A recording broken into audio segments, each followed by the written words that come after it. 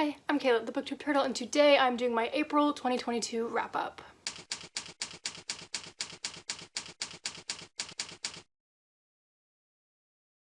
So if you want to see the other wrap-up videos I made this year, I have a whole playlist of them and I will link that in the cards and the description.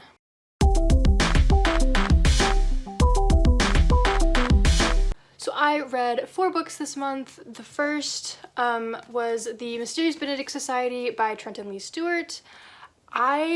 This book and the whole series means so much to me. I read this for the first time back in like 4th grade, which was a long time ago. I was like 10 years old and I'm 23 now, so it's been a minute. And so I haven't read this since elementary school. But I recently found out that there's a TV show adaptation, and so I was like, well, I really want to watch that because this was like my childhood. So I reread the book, this first one, and oh my god, it was still so good. I was a little worried because like obviously there's a big age gap between the last time I read it and now, but it was still just as good, and I feel like it's one of those books that work no matter what your age is. So, but this series follows Rainey, who lives in an orphanage, and he's very smart, very intelligent, and like thinks outside the box and stuff. And so one day he comes across an ad for gifted kids to take exams for a special purpose that is not disclosed.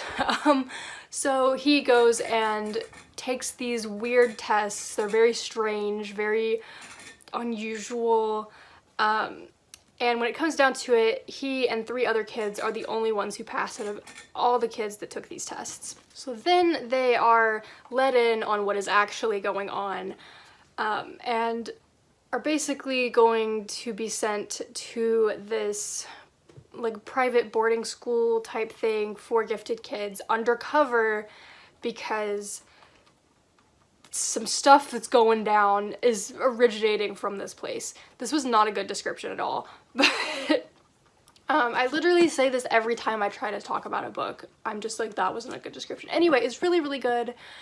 There's a lot of like puzzles and like mysteries and figuring stuff out, which I always really loved back when I was a kid, and it was still really fun now, especially because it had been so long. I didn't remember a lot of things, so I was like also trying to figure out what was going on, just because I had forgotten so much. And then also I watched the TV series. It was 8 episodes, I think, and it covered this first book, and it was so good. Oh my god, the adaptation was like spot on. There were a few things that were changed, but like nothing too major for the most part.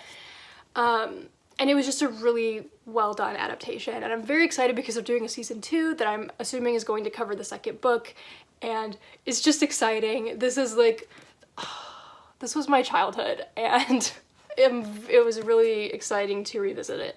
Oh, obviously I gave this 5 stars. The next 2 books I read were Heartstopper, the first volume and the second volume by Alice Oseman, leading up to the release of the Netflix show. Oh my god, I have so many feelings. Which I'm so glad that I ended up also reading the second volume, because season 1 does cover both of those. And I was a little worried. Well, I was originally only gonna read book 1, but then I was like, I don't know, I feel like I should read the next one just in case, and I'm glad I did. So that was really fun reading those. They're like super fast because they're graphic novels. And the TV show was so good. It was so good. Like, we better get a season 2. Oh, it was just so well made, and the detail, it was so good. Like, if you haven't watched this yet, what are you doing? Go watch it. The final book I read this month, which is the only new book that I read this month, the other ones were all rereads, was The Temperature of Me and You by Brian Zepka. I really enjoyed this book. It's kind of like contemporary, but with some sci-fi elements in there. So it's about this boy named Dylan who meets this other boy named Jordan, and things get weird from there, because Jordan is not entirely normal. Because of some stuff that happened in his past, some stuff went down, his body composition changed, and so now he runs at about 110 degrees for like his body temperature Fahrenheit. And you know, if he like heats up enough and loses control, fire just comes out of him, so that's fun. And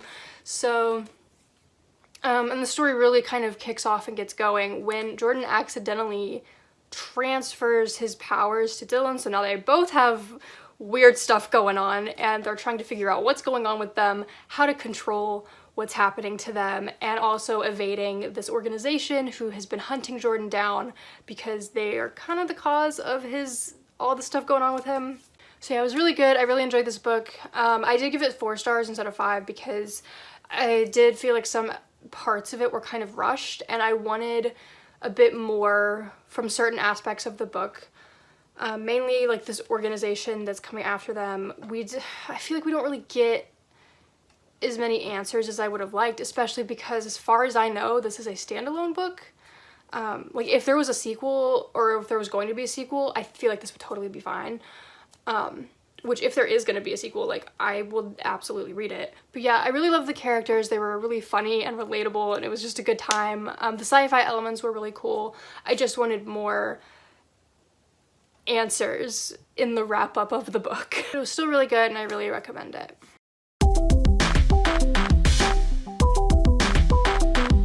So this month I took a break from writing for the most part. I took a little bit of time off between finishing the first draft of Beyond the Dark and before I like dove in to the next part of this journey.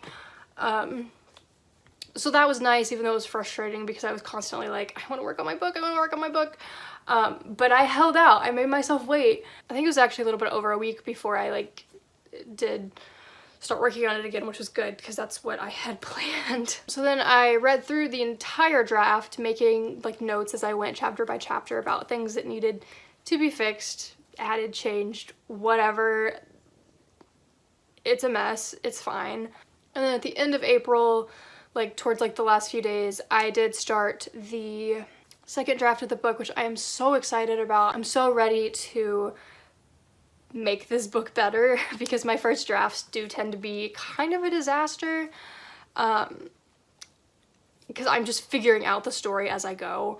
Even though I do like outline and stuff, there's still that element of like what exactly is going on. So with the second draft, I'm, you know, cleaning things up a lot more and making it into a more solid story. And right now I plan to finish this draft by the end of July, so about 3 months.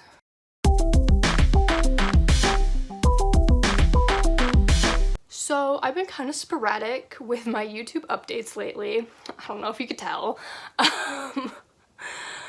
So I don't know. I kind of got into this habit of like posting a video every week, which was great, but I feel like I got a little burnt out.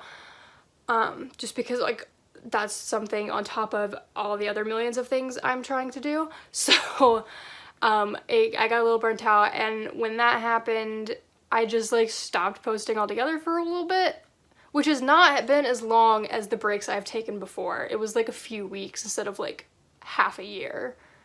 So like progress. But I think for now, my goal is to post like 2 videos a month, like every other week kind of thing. And if I end up posting more, then I post more and it's fine. But I feel like not putting pressure on myself to post every single week will be helpful to still actually posting, instead of being like, well, I don't have anything to post this week, so I guess I just won't post for a while. Because that's just how it ends up for me. So yeah, that's it for this video. Let me know what books you read this month and what you think of any of the books I've talked about if you've read them.